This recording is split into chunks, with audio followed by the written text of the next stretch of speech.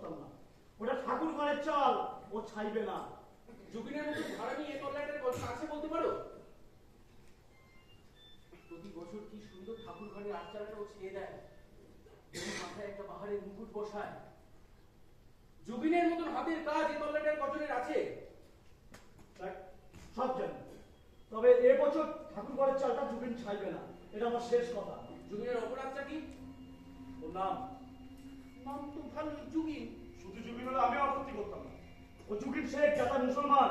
তাতে কি হয়েছে? সেটা তোর এই মোটা মাথায় ঢুকবে না। আরে পুজোতে মুসলমানের ছোঁয়া লেগে পুজো অশুদ্ধ হয়ে যাবে, দেবী কুপিত হবে না, এগুলো সব জায়গায় আগুন জ্বলবে। দেখ কৈলাস, একদম বাজে কথা বলবি, একদম বাজে কথা বলবি। শোন, এখানে লক্ষ্মী দেবীর বাস্তু। সত্যি দেবী যদি কুপিত হইতেন না, তাহলে বহু আগে তোদের সংসারে চরম অশান্তি বাড়তে যাইতো।